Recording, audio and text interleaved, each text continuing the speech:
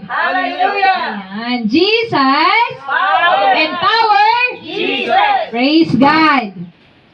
Praise God. Kaya naman sa oras na ito, tayo po ay dumako sa salita ng ating Panginoon na pinamagatang surrendered life.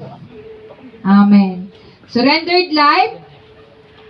So pag ano po ba ang ibig sabihin ng surrendered life? O buhay na isinuko. Isinukong buhay. Ano po ba ang ibig sabihin nito? Ibig sabihin, tinataas natin ang ating mga kamay, tayo ay sumusuko. Amen po ba? Diba po, si Jesus, nung itaas niya ang kanyang mga kamay, sabi niya, not my will, but your will. Amen? Not my will, but thy will be done. Nung ang panahon ay malapit na siyang dakipin, malapit na siyang ipapako sa krus. Amen? Diba, nanalangin ang Panginoon na Lord, kung maaari lang alisin mo ang saro ng kahirapang ito. Pero ang sabi ng Panginoon, Lord, not my will, but your will. Hindi po ang kalooban ko ang masunod, Ama, kundi ang kalooban mo.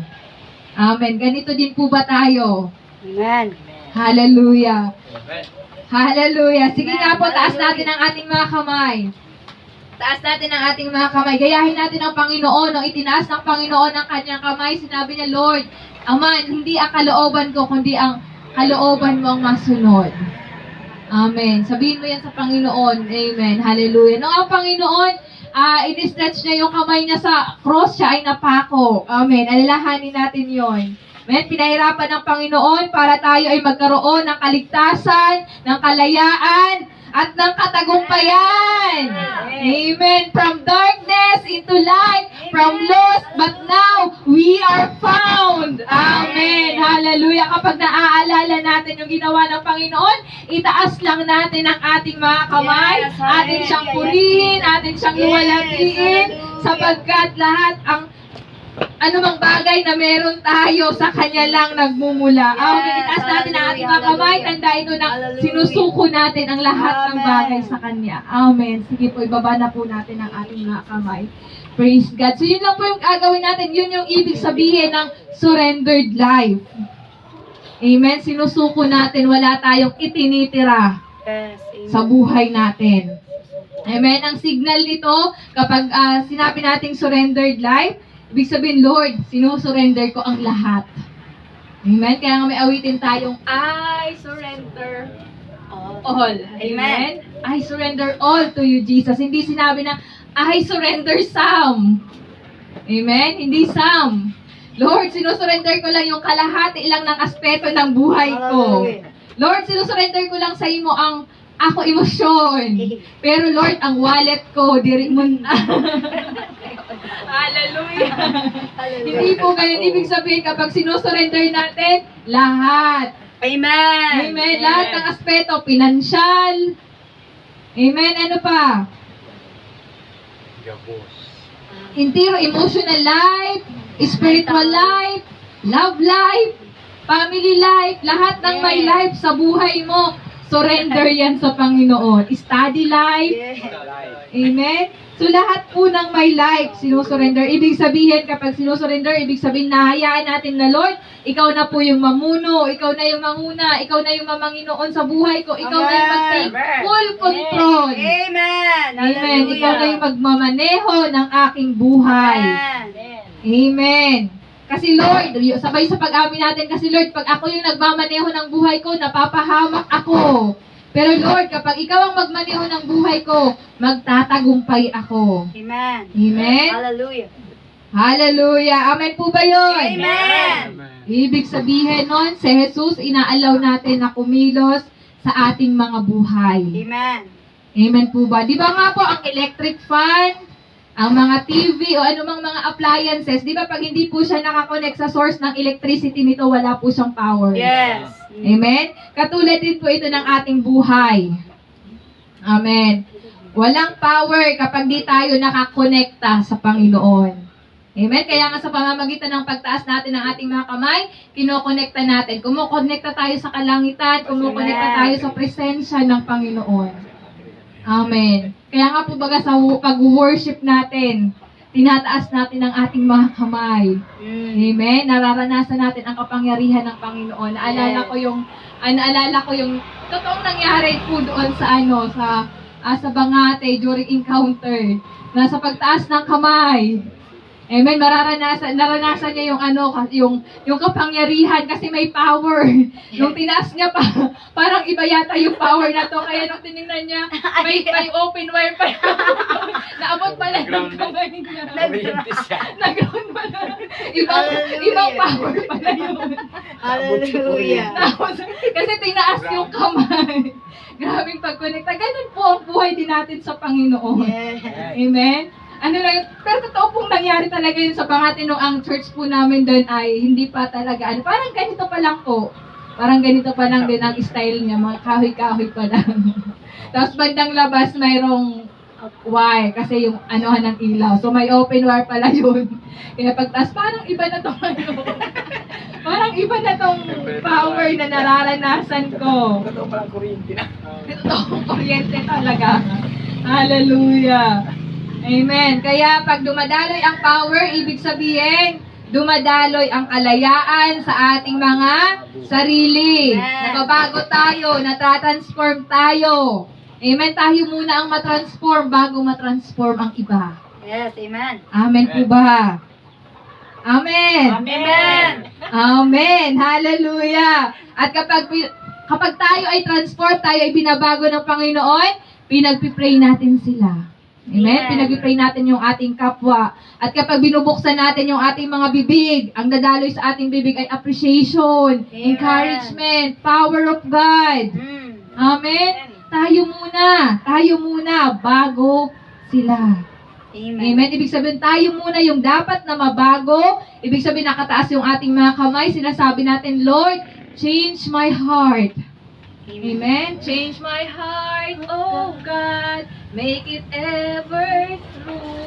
Ibig sabihin yung sarili muna natin yung pinapabago natin. Hindi yung change her life, oh God. Make her ever true. Nagtuturo pa. Imbis na tayo muna. Amen. Lord, minsan naman yung mag-asawa, change my wife, oh God. Change my husband, Lord. May she be like you. Amen. Ganun po minsan ganun yung mga tao, hindi natin namamalayan, akala natin yung mga naririnig natin para yun sa kapwa natin. Amen. Pero yung totoo, tayo po muna ang dapat na mabago. Transform me, Lord. Amen. Baguhin mo, Panginoon, ang aking pananaw, mabago ang aking pag-uugali, mabago kung paano ako haharap sa mga pagsubok sa buhay, sa mga problema. Maging mature ako, lumago ako. Amen. Ganun po yung tinataas natin din. Pagkatapos natin magbabago, tayo po ay magiging kasangkapan para sa paglaya din ng iba. Amen. Bakit? Kasi pinalaya tayo ng Panginoon. Binago tayo ng Panginoon. Kaya naman, dahil binago tayo, makakapagpalaya din tayo ng ating kapwa. Amen ba yun? Amen. Amen. At kapag nakalag ang tanikala ng buhay natin, ano po ba yung tanikala? Pag sinabi nating tanikala, ito yung mga gapos ng kaaway sa buhay natin. Mga tanikala. Amen na. Kapag natanikala, ano itong mga tanikala? Pride, pagmamataas, pagsiselos, pagkainggit, takot, galit. Amen. Kapag nakalaga natin ito sa ating mga sarili, makakalagan din natin ang tanikala ng iba. Kung ang iba man may pride, mataas din ang sarili nila, tayo nakalaya na doon. Kaya DNA, magpo-flow yun. Kung anong naranasan natin sa Panginoon, magpo-flow din sa kanila. Amen. Amen. Makakalaya din po sila. Amen. Amen. Kasi bakit? Malaya na tayo at tayo po ay may surrendered life. Ganon ang nagagawa ng surrendered life. Surrendered life is a sign of victory. Amen. Ano nga po ang sign ng victory? Surrendered life. Amen. Sige, taas mo yung kamay. Taas nga natin. Tawag dyan, victory. Yes. Amen. Victory, pinagtagumpay na tayo ng Panginoon. Amen. Mayroon tayong katagumpayan. Praise God. At kapag nakataas po yung ating kamay sa Panginoon, ibig sabihin, hinaayaan natin na si Lord ang kumilos. Si Lord ang manguna dahil our battle belongs to God. the Lord. Amen. Amen. Belongs to God. Siya na yung lalaban para sa atin. Amen. Gusto ba natin yon? Wala kang gagawin. Wala tayong gagawin kundi itataas lang natin ang ating mga Amen. kamay, Lord. Hallelujah. Wala na kami sapnaon mamaya. Hallelujah. Ikaw na, Lord. Ibig sabihin, Lord, wala na ako. Di ko na kaya. Di ko na aral kung Amen. anong himuon ko. Ikaw na. Surrender na ako, Panginoon. Mm. Amen. Amen. Lord, wala na pang gastos. Lord, kay puhan na sinano kay adaw may pang malapit ang tuition, ang pang tuition sa mga bata. May Lord, ikaw na po. Amen. Amen. Sinusurrender. Ibig sabihin si Lord na ang kikilos. May gagamitin ang Panginoon na magiging instrumento para matugunan ang panalangin natin. Yes. Amen. Totoo po yan. May mga, yung sinasabi po ba nila na angel in disguise? Yung mundo, yung sabi ng mundo na angel in disguise. Naririnig po ba natin yun na siya yung naging, parang ano po, siya yung angel in disguise ko kasi wala talaga ang pamasahe, kulang ang pamasahe ko, pero ang kaabay ko, tinagan kaya ako si Barya para Hallelujah. makapapasahe ako. Mm. Minsan may mga ganon. Ano po yan? Instrumento po yan. Amen. Instrumento sila ng Panginoon na ginagamit sa atin. Minsan yung hindi tayo nakaalmusal sa bahay, halimbawa, tapos yung kasama natin, may sobrang pagkain, isi-share niya yun sa atin. Di ba? Yung pangangailangan natin, natugunan, di natin na-appreciate, pero ganong kaliit na bagay, mula yun sa Panginoon. Mula yun sa pagkilos. Amen po ba? Kaya kung tayo minsan, di ba po, tayo din minsan, hindi natin alam, pero inuudyokan tayo, pasubrahin na dara mo. Diba? Para ngayon, pag abot ta sa kantuan ta, may umpalasin, nangangaipuhan. Mm. Amen? At least pwede ka may madanan. Kumbaga, katugunan tayo sa panalangin nila. Amen? Amen. Katugunan din sila sa mga panalangin natin. Ganun po ang nagagawa ng mga surrendered life. Amen? Amen. Amen po ba? Itataas lang natin ang ating mga kamay. Amen. Yes. Amen. Kasi lahat, ang Diyos natin ay Diyos ng kaayusan, kaya lahat in order. Walang Yes. kaguluhan. Amen. At kundi mayroong kaligayahan. Bakit? Dahil si Jesus na ang naghahari sa buhay natin. Hindi na ang mga problema, ang Amen. pag-aalala. Amen. Hallelujah. Amen. Kaya nga may mga bagong awit tayo. Ba, napapaawit tayo ng, nag-sing a new song tayo sa Yes. Panginoon habang nagluluto, naglalaba, diba, nagwawalis, napapakanta na lang tayo sa Panginoon. Bakit? Kasi pag nararamdaman natin yung kabutihan ng Panginoon, amen, bakit? Kasi inspire ka.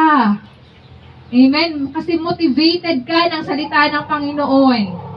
Amen. Nai-encourage tayo. Amen po ba? Kaya naman, dapat palagi nating itataas ang ating mga kamay sa Diyos. Amen po ba yun? Amen. Walang masama, hindi masama ang magtaas ng kamay. Mas mabuti pang tumaas tayo ng kamay sa Panginoon kaysa tumaas tayo sa mundo. Amen? Ano yun? Di ba sa mundo, pag tumataas ang kamay, hold up yun. Diba? Suko na, sumusuko doon. Parang yung kwento na isang bagong sweldo yung lalaki, napadaan siya sa isang crusade. May nagko-crusade. Sabi nung nag-speaker, itaas natin ang ating mga kamay, isuko natin ang ating mga boy. Taas-taas, pasin ka mo. Diba? Di ako. Diretso siya. Napadaan siya dun sa madilim na lugar, na eskinita. May nagsabi sa kanya, taas ang kamay. Diba? Hold up pala yun.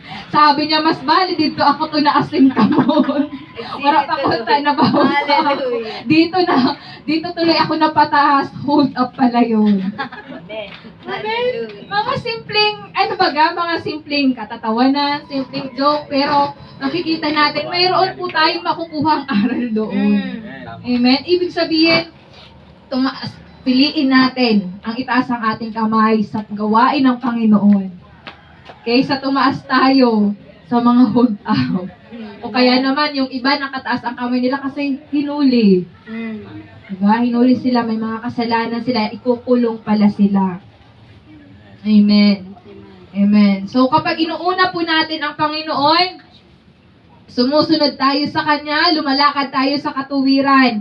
Ang favor ng Diyos, idadagdag po sa atin. Lahat ng ating mga pangangailangan, di tayo pagkukulangin dahil ang Panginoon, ang biyaya niya sapat sa atin at higit pa. Siya ang ating pastol, hindi tayo pagkukulangin. Amen. Amen. Pupunan ng Panginoon lahat, spiritual needs natin, emotional needs, mental needs, dahil siya ang ating shepherd, and we shall not want. Amen. Praise God. Hallelujah. Kaya dapat taas lang natin ang kamay natin para sa ating pagpupuri sa ating Panginoon. Amen. At kapag surrendered yung ating buhay, ang napiplease natin si Lord na, hindi na yung ating mga sarili. Amen. Amen. Kasi wala na tayong magagawa dun eh. Suko na tayo sa Panginoon. Lord, ikaw na. Ano man yung mangyari, di tayo ang gumawa nun. Kundi kapangyarihan na ng Panginoon, pagkilos na yun ng Panginoon. Amen. Katulad po ng iceberg. Diba doon sa training na ka-attend pa po kayo nun yung iceberg. Diba po yung 10% skills. Skills po natin yan. Mga talent yan. Regalo ng Diyos. Ibig sabihin, instant po yan sa inyo. Pero yun ay madaling makuha. Yung people skills mo, communicating skills, teaching skills, lahat ng mga skills, trabaho mo, career mo, regalo yan ng Panginoon. Amen? Regalo yan. Knowledge at wisdom, karunungan, kaalaman, regalo din po yan sa atin ng Panginoon. Pero po, 10% lang yan. Amen? 10% lang yan. Ang pinakamahalaga, yung 90%. Ito yung mga bagay na di nakikita sa atin. Amen? Kaya nga po, di ba yung iceberg, konti lang yung nakalabas. Akala mo konti, pero sa ilalim nun, malaki pala. Yun yung 90%. Di ba nga po yung Titanic? Alam po natin ang kwento nun, di ba, bumugo sila, kumbaga minaliit nila yung iceberg. Kasi napakaliit lang naman yan, napakalaki ng barko natin, kaya natin yan. Pero yung papalapit na sila sa iceberg, nakita nila, malaki pala yung nasa ilalim. Hindi na sila makaalis.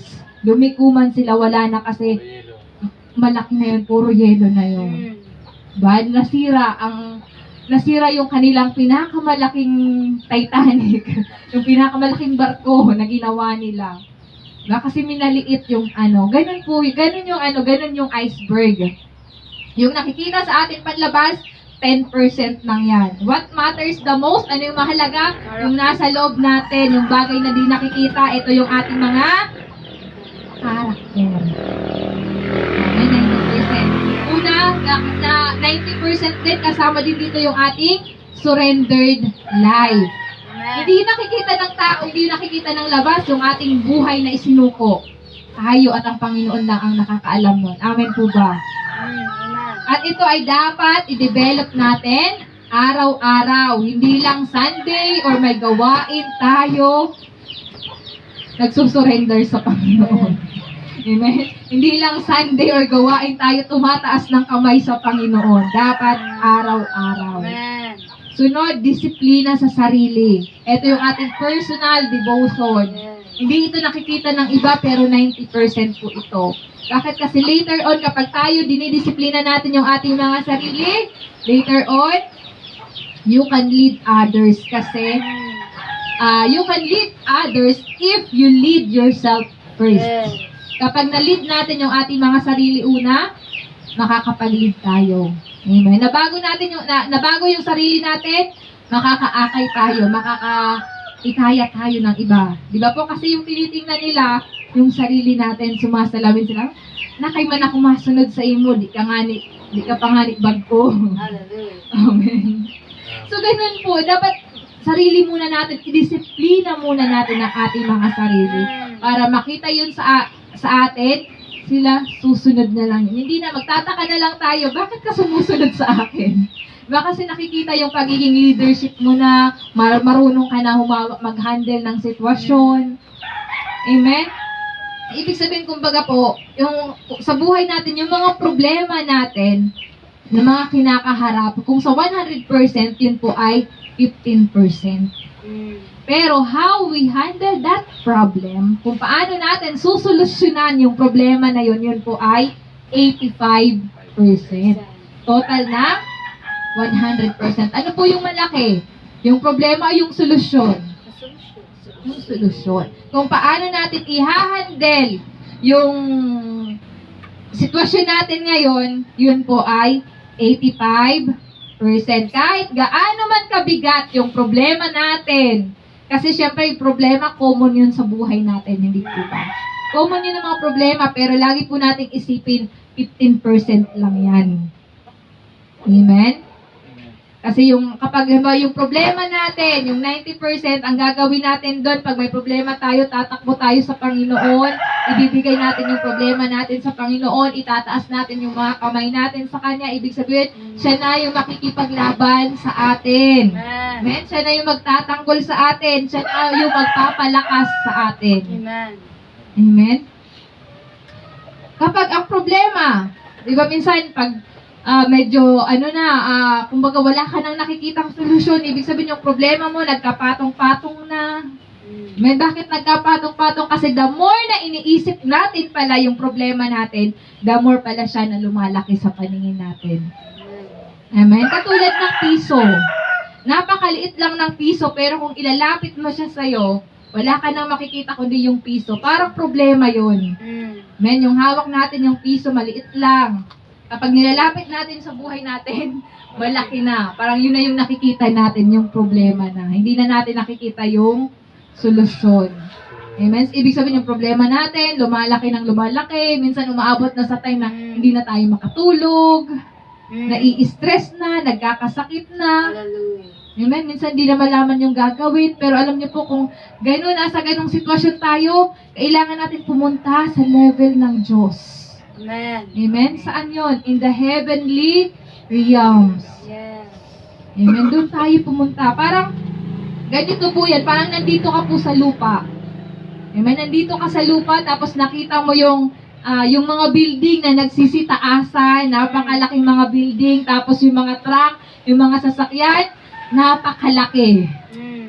Amen? Kasi nandito ka sa lupa, pero yung gagawin mo kung pupunta ka sa heavenly realms, ibig sabihin na, halimbawa, ikaw sasakay ka ng eroplano. Diba, habang tumataas yung eroplano, magtingin mo sa baba, maliliit na lang yan. Amen. Umakyat ka, parang yung eagle. Diba? Nag-soar siya ng mataas. Yes. Amen. Hindi siya, kapag may bagyo, ibig sabihin, hindi siya nakikipagsabayan doon sa bagyo, tumataas yung lipad niya. Amen. Nakukuha po ba natin? Amen. Ibig sabihin, kapag may problema tayo, sabi nga sino nagsabi nun? Si Vilma Santos, sabi niya, huwag mong tatambayan. Hallelujah. Amen. Lakaran mo lang. Pag may problema, lakaran lang, huwag tambayan. At daanan lang, huwag tatambayan. Amen? Napakagandang kunin natin, application. Amen. Amen. Hallelujah. Bakit po? Kasi kumbaga nandun ka sa itaas, ibig sabihin nag-iiba yung atmosphere mo. Amen. Iba yung atmosphere mo, kaya nakikita mo doon mga maliliit. At nag-iiba ang ating atmosphere when you surrendered to Jesus. Hallelujah. Amen po ba? Ang surrendered life, nagiging kalakasan ka sa iba, nagiging pagpapala ka sa iba kahit di halata na may problema ka rin kinakaharap. Yes. Amen? May problema tayo lahat, pero kung surrender yung buhay natin, akala ng iba, sa iba nagiging pagpapala tayo, nagiging kalakasan tayo. Diba? Parang kung sabihin ng iba, ang ligaya mo naman sis, parang saya-saya mo, wala kaya ng problema. Kung alam mo lang. Hallelujah. Kung alam mo lang, marami rin akong utang na babayaran. Marami rin akong iniisip. Amen? So yun po yung mga halimbawa ng mga surrendered life. Amen? Yung disiplina sa sarili, yung pagpapasakop sa salita ng Panginoon. Amen? Katapatan sa Diyos, sa pamilya, sa simbahan. Amen? Mga tamang pananaw sa ating mga sarili. Maturity, kung paano natin harapin yung mga pagsubok. Nagiging matured tayo. Hindi yun nakikita, pero nagmamatter po yun dahil po yun ay 90%. Amen. So sa Biblia po mayroong mga surrendered life. Amen? Introduction pa lang tayo. Praise God. So, eto tayo sa, alamin natin sa Biblia yung mga buhay na isinuko sa Panginoon. Amen. Sa Sa aklat po ng Gawa, chapter 16, verse 23 to 31. Basahin mo po muna natin sa Gawa, chapter 16, verse 23 to 25. Basahin muna natin ito. Pagkatapos hampasin ng paulit-ulit, sila'y ipinabilanggo at pinabantayang mabuti. Ipinasok sila ng bantay sa kaloob-looban ng bilangguan at inilagay ang kanilang mga paa sa pagitan ng dalawang mabibigat na kahoy. Nang maghahating gabi na, sina Pablo at Silas ay nananalangin at umaawit ng mga himno sa Diyos at nakikinig naman ang mga bilanggo. Amen. So ano po yung ginawa na Silas at Pablo? Sila po ay nananalangin, nag-aawitan ng himno sa kabila po ng pagsubok na dinaanan nila. Ano yung mga pagsubok? Nagkaroon sila ng pagsubok dahil sa paglilingkod nila sa Diyos. Ang ginawa lang naman ni Pablo at Silas, sila po ay nagbabahagi ng salita ng Panginoon. Amen? Pero dahil mayroong isang batang babae na nagsabi sa kanila na nagsisigaw yung bata. Sabi niya, yung bata na yun is isang manghuhula. Sabi niya, ang mga taong ito'y lingkod ng kataas-taasang Diyos. Ipinapahayag nila sa inyo kung paano kayo maliligtas. Ito yung sabi ng batang babae, yung batang manghuhula, sinabi sa kay Pablo at kay Silas. Buti na lang, eto si Pablo, parang nung tinignan niya, di ba parang kung papakinggan natin, napakaganda yung sinabi ng bata, ano? Pero, na-discern ni Pablo na hindi yun galing sa Diyos. Yung batang yun, inaalihan siya ng masamang espiritu. Mayroong may gumagamit sa kanya. Kaya naman, ipinanalangin ni Pablo, kinast out niya. Pinalayas na yung demonyo dun sa batang babae. At lumaya nga po ang batang babae. Kaya naman, yung batang babae na yun, mayroon pala siyang amo. Kaya naman, nung malaman nila yun, yung amo niya, nagalit kay Pablo at kay Silas. Bakit nagalit? Kasi nawalan sila ng business. Kasi di ba, ginagamit nila yung bata para pagkapirahan kasi nanguhula yung bata. Yes. Pero yung espiritu ng batang yun, hindi galing sa Panginoon, kundi galing yun sa masamang espiritu. Kaya naman pinalayas yun ni Pablo, so ibig sabihin na wala ng negosyo. Yung amo niya nawalan. Kaya galit na galit, sinumbong si Pablo at si Silas sa mga pinuno ng lungsod. Sinumbong, kaya naman dinakip si Silas at si Pablo. Kumbaga sa madaling sabi, nakulong. At sa kulungan na yun, sila ay hinubaran, sila ay pinarusahan. Sabi ng Biblia, severely beaten. Amen? Hinampas sila ng paulit-ulit. Kita mo yung natamo ni Pablo at ni Silas dahil sa paglilingkod nila sa Panginoon. Nagbahagi lang naman sila. Pero yun yung nangyari sa kanila. Buti nga po ngayon hindi na po ganoon. Hindi na ganoon. Dati napaka-stricto napaka-bigat ng parusa na napakabigat ng mga matatamo mo sa tao kapag nagbabahagi ka ng salita ng Panginoon, nakukulong noon. Pero ngayon, walang nakukulong sa pagbabahagi ng salita ng Panginoon. Pero pinagbabawalan, yes, may nagbabawal, pero hindi gano'n na ikukulong ka tapos lalatiguhon kasi pirang beses. Pero si Pablo at si Silas, naranasan po nila yung hampasin po sila ng paulit-ulit. Amen? At hindi lang sila ikulong sa basta nakulungan. Ang sabi dito, ipinasok sila ng bantay sa kaloob-looban ng bilangguan. Ibig sabihin, kulungan, tapos meron pang kulungan sa loob, meron pang kulungan sa loob. Ganon yung ganon yung selda na pinagkulungan kay Paul at kay Silas.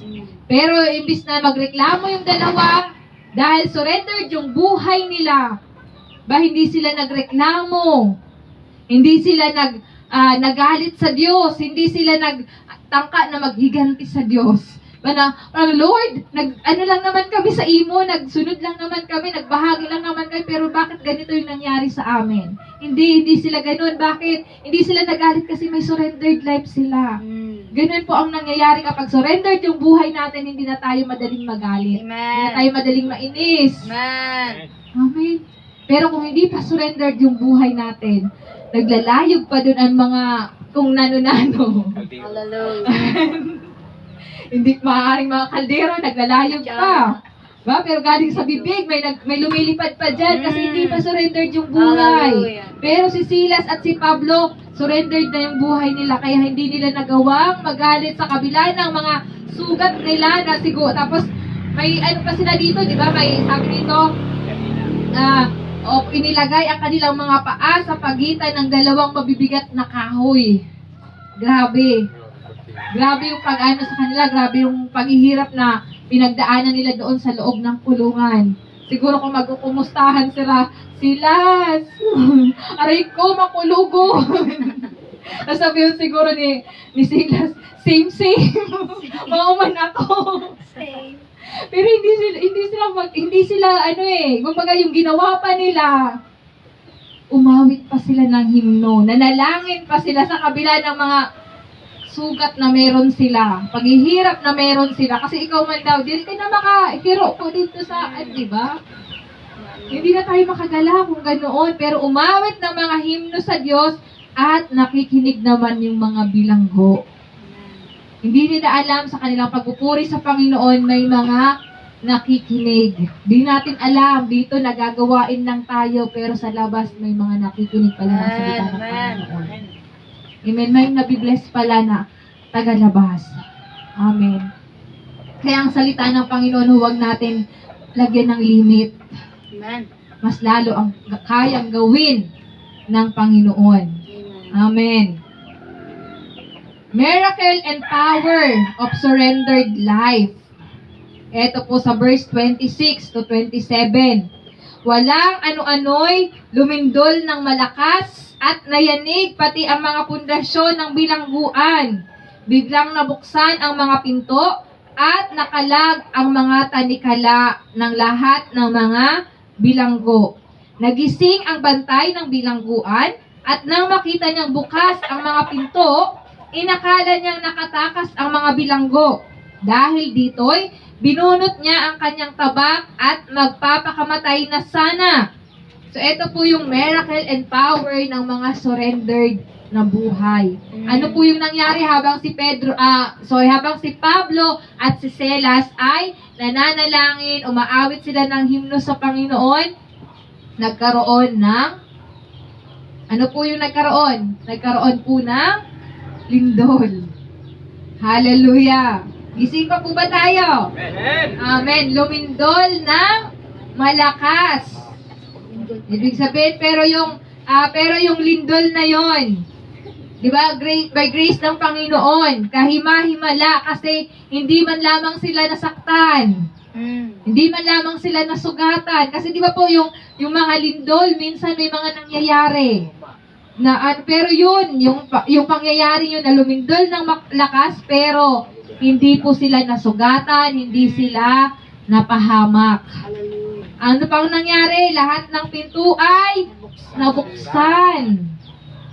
Nabuksan agad. Kaya naman, magabawat selda, nakalag yung kanilang mga tanikala. Yung mga tanikala, yung nakalagay sa kanila dito, yung mga ginapos sa kanila, ibig sabihin, natanggal po yun, nakalag. Diba? Nakalag ang kanilang mga tanikala. Ibig sabihin, pang lumaya sila yung pagkakagapos nila, natanggal yung gapos, yung mga ano nila dito, natanggal lahat. Yun po yun. Yun yung nangyari nung panahon na yun habang sila ay nananalangin at umaawit. Hallelujah! Napaka imposible. Pero yung miracle ng Panginoon, talagang masasabi natin na hindi talaga natin kayang pantayan yung iniisip ng Panginoon. Iba yung isip ng Panginoon. Iba yung isip ng Panginoon kung paano niya gustong iligtas sina Pablo at si Silas. Iba yung isip ng Panginoon kung paano ka gagamitin sa kanyang ministry. Amen. Amen. Hallelujah! Hallelujah! Praise the Lord. Praise the Lord! Hallelujah. Hallelujah. Ayan, so nagising ang bantay ng bilangguan at nang makita niyang bukas ang pinto, inakala niyang nakatakas ang mga bilanggo. Dahil dito ay binunot niya ang kanyang tabak at magpapakamatay na sana siya. Amen. Magpapakamatay na sana yung yung bantay. Pero ano po sabi? Anong sabi ng 29? Sabi po dito, humingi ng ilaw ang bantay. Sabi ng 28, ngunit sumigaw si Pablo, huwag mong saktan ang iyong sarili. Narito kaming lahat. Humingi ng ilaw ang bantay, patakbong pumasok at nanginginig na nagpatira pa sa harapan ni na Pablo at Silas. Sila ay inilabas niya at sinabi, mga Ginoo, ano po ang dapat kong gawin upang ako'y maligtas?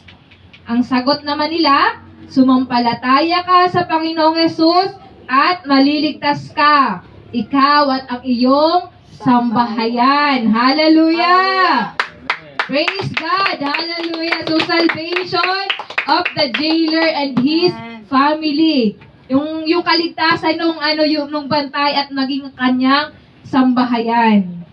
Amen. Pinakadakilang nangyari sa buhay ng jailer na yon, ng bantay. Amen. Bantay lang siya. Pero naligtas pa siya.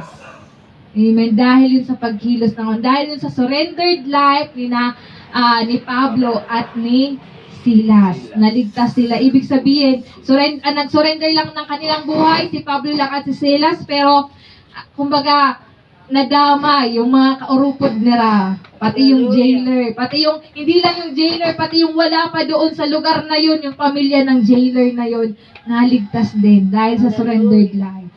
Ganon din po tayo. Surrender lang yung buhay natin. Lahat, pamilya natin, kahit mga wala pa sila sa Panginoon, isurrender natin. Basta nakataas yung kamay natin, Lord, ibig sabihin nito, ikaw na po ang bahala sa pamilya ko. Ikaw na ang bahala sa asawa ko, sa anak ko, sa mga pamangkin ko. Amen? Sa mga kapatid ko. So, susundin po yun ng Panginoon. May gagawin ang Panginoon sa kanila. Kapag nakita nila na talagang we surrendered our life sa Panginoon. Amen. Amen. Tunay na nakasuko nga ang buhay ni na Paul at Silas. Kasi in spite ng maraming trials, hindi nila question ang Panginoon. Bagkus, nagtiwala sila sa Panginoon. Kaya kapag nakasuko ang ating mga buhay, dumaan man tayo sa matinding pagsubok, hindi tayo magtatampo sa Diyos. Amen. Hindi sumusuko. Amen. Kundi patuloy lang sa pagsamba. Amen. Amen. Nagpapatuloy, hindi sumusuko. Amen. Kahit may mga problema, patuloy pa rin. Amen. Surrendered life are those na nagsusubmit sa salita ng Panginoon. Kapag nakasuko ang buhay, ibig sabihin mayroon po tayong pagpapasakop at pagtitiwala sa salita ng Diyos kahit wala pang kasagutan sa ating mga panalangin. Lalong-lalo na sa oras ng mga pagsubok sa buhay. Kasi minsan, pag grabe na ang pagsubok sa buhay, dito na lang na nakatawag sa Panginoon. Amen. Doon na lang naaalala si Lord kapag grabe na. Grabe na ang problema, nagkapatong-patong na. Hallelujah. Amen. Kaya nga pinapadala tayo ng bagyo para lang makatawag ang mga tao sa Diyos. Amen. Kasi pag walang bagyo, wala. Party doon, party dito, party life yung buhay nila. Pero kapag may bagyo, Diyos ko Lord. Sinadiri pa si Lord. Diyos man ang yun. Makulan sa iyo. Hallelujah. Amen. Diyos nating lahat yun. Nakakatawag. Ang sigla, kaligayahan, kapayapaan, pagbabago, proteksyon, papuri sa Diyos, pagsamba at inspirasyon. Amen. Ito ang binibigay sa atin ng Diyos. Amen. Surrendered life. Pagsuko ng buhay, nakakalag ang mga tanikala ng galit, hallelujah, ng takot, ng pag-aalala, ng bisyo, pagmamataas, pagkainggit, selos, pagkabigo, kahinaan, at pagiging makasarili. Amen? Naaalis. Nakakaalis. Amen. Naalis ang panikala, nawawala ito. Napapansin natin, Lord, hindi na pala ako mabilis magalit. Lord, hindi na ako nagmumura. Lord, hindi na ako wala na pala akong pride. Amen. Ganun po yun. Hindi natin yan. Pero process, binabago tayo ng Panginoon araw-araw. Amen. Amen. Soon, makikita na lang natin yung bunga ng ating pagsamba sa Panginoon. Amen. May nagbabago na pala sa buhay ko. Hindi na pala ako ang dating ako. Hindi na pala ako ang dating ako na mamurahon, laman ng inuman. Hindi na. Kasi nakalagan na ang tanikala ng bisyo.